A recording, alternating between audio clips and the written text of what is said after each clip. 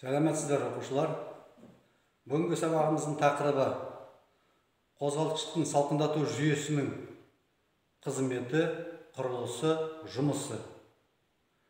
Енді өткен тақырыптан біздер білеміз, қозғалтқыш жұмыс істегенде қозғалтқыштың ішіндегі бөлшектердің арасында үлкен үйкеліс пайда болады. Егерде қозғалтқышты суытып тұрмаса, манағы қызудан қозғалтқыш істен шығады. Сондықтан салқындату жүйесінің қызметі қозғалтқышты суыту және температураны бір қалыпта ұстау. Енді температураның нормальный температура дизельді қозғалтқышта 85-95. Егерде 95-тен жоғары 95 градустан жоғары қызу көтеріліп кетсе, 95-100-ден жоғары қызу көтеріліп кетсе, қозғалтқыш істен шығады. Егерде қозғалтқыш салқындай жұмыс істесе, қыздырмай. Қозғалтқышқа үлкен зиян келеді, және де дұрыс істемейді қозғалтқыш. Сондықтан салқын кезде қозғалтқышты оталғаннан кейін 50-60 градусқа қыздырып барып, тракторды орнынан қозғау дұрыс. Бұл қызметі. Енді құрылысы. Мына алдымызда салқындату жүйесі. Салқындату жүйесінің құрылысы. Кеңіту бачогы,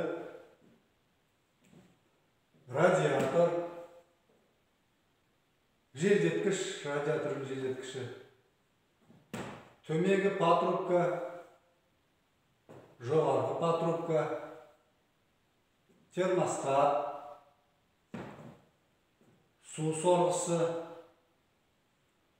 су тысы, водяная рубашка дейді. Бұл датчиктер бар, датчик. Желдеткіштің датчигі, желдеткіш бізде электрлік желдеткіш датчигі. Банағы қызған кезде датчик сигнал береді, сосын желдеткіш айналады. Екінші датчик температура датчигі дейді. Датчиктің температура датчигі. Бұл қызуды сендерге кабинаға көрсетіп тұрады. Енді жұмысы, салқындату жүйесінің жұмысы. Су сорғысы, айттық біздер, да? Су сорғысы не керек? Су сорғысы қозғалтқыш жұмыс істегенде су сорғысы айналып тұрады. Енді білік айналғанда, бұлай қысқаша айтқанда, енді білік айналғанда, бана су сорғысы айналады. Бұл неге айналады?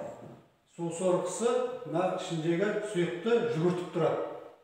Су сорғысы, салқындату жүйе, салқындату сұйық жүгіріп тұру керек. Егерде су сорғысы айналмай қалса, салқындату сұйық жүгірмейді, қозғалтқыш қызып кетеді. Сосын келесінің термостат дедік. Термостат дейік, бізге неге керек? Міне қолымда термостат. Термостатта үшінде міне клапан бар қозғалатын.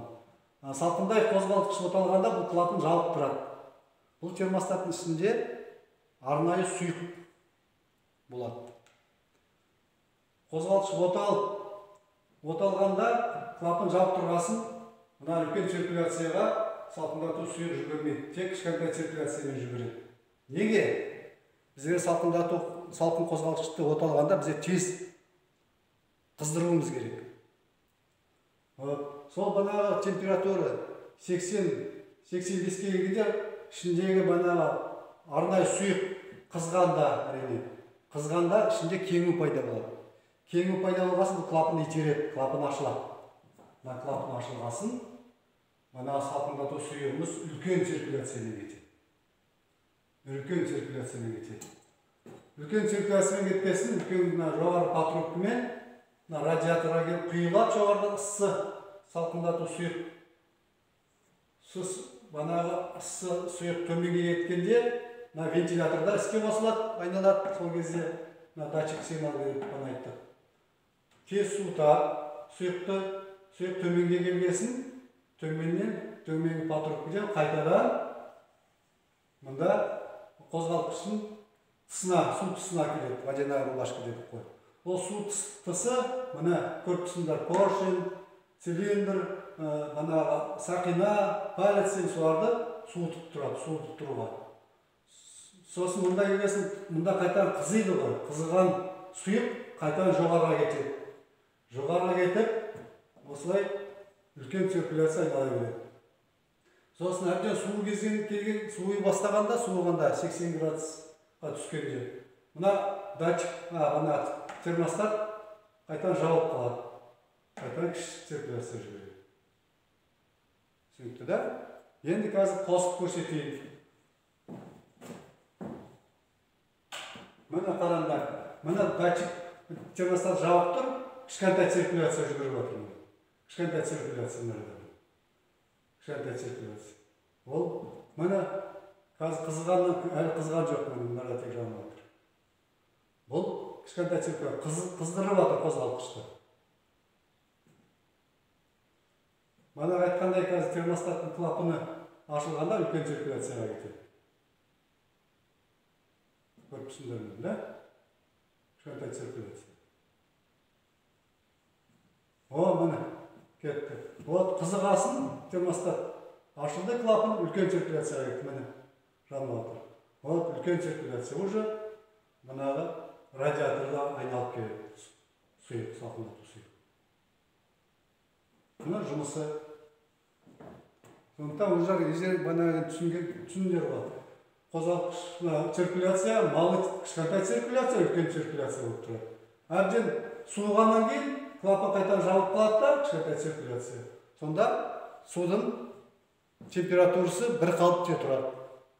Термостат арқылы бір қалыпте ұстап тұрады. Бізге ол керегі сол қозғалтқыш бір қалыпте істеу керек.